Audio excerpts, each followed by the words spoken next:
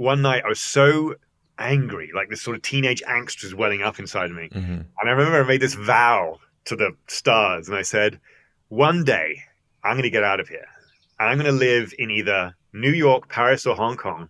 I'm going to have kissed a girl.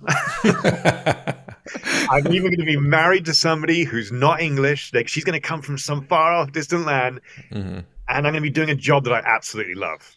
And I'm going to travel all the time. Mm-hmm. And then it was funny because I only remembered this, I would say maybe 11 years ago, because I must have written it in my diary when I was 16 or whatever. And I read it and I looked around. I was living in New York, Mm-hmm. traveling the world, married to a Cuban Italian, living in New Mm-hmm. York. Mm-hmm. It's about taking a step forward every single day. It's like if that's your goal, as long as you're taking steps towards it every day, that's perfect. Mm-hmm. You don't want to be just sitting waiting for that mountaintop to come to you. You got Mm-hmm. to just take steps. Some days you might take 50 steps. Some days you might take half a step. And I think I was always just, I love talking to people.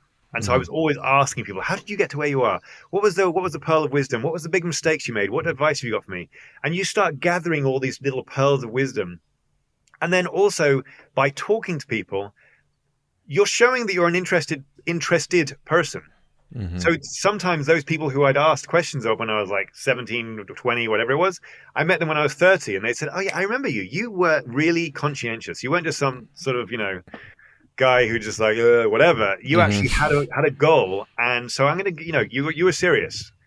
Um, so I think it's just about, but as I said, even when I wasn't working at the very beginning of my career, I had one shoot every 2 months.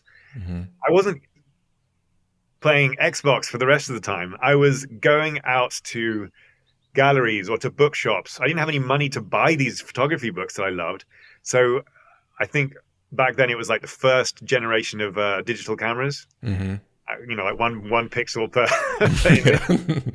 So I would go into the back of these bookshops and I'd be researching all these imagery from like past photographers and artists and everything. But I couldn't afford the book, so I would take it to the back of the store and I would take my camera out and just photograph the pages that I liked. Or I Mm. would watch movies and I would just take pictures from the screen. Or I would be sitting with a girlfriend and the light was great on her hair, so I just took a picture of that. And I built up this visual library and started piecing together ideas like, okay, these are really good for lighting. These are really good for poses. This is a great theme for a shoot. So that when I got a call from Harper's Bazaar America one day, and they said, listen, we have to do a reshoot for a cover. And but the top photographer is not available to reshoot his shoot. It's in 2 days' time. Do you have any ideas? And I knew they were phoning like 7 other people. Mm-hmm. So instead of me saying, yes, give me a day and I'll come back to you with ideas, I was like, I can send it to you right now. Mm-hmm. Because you have to be prepared for those dumb luck moments. Mm-hmm. Because if you're not ready to pounce, then that dumb luck moment is going to pass you by.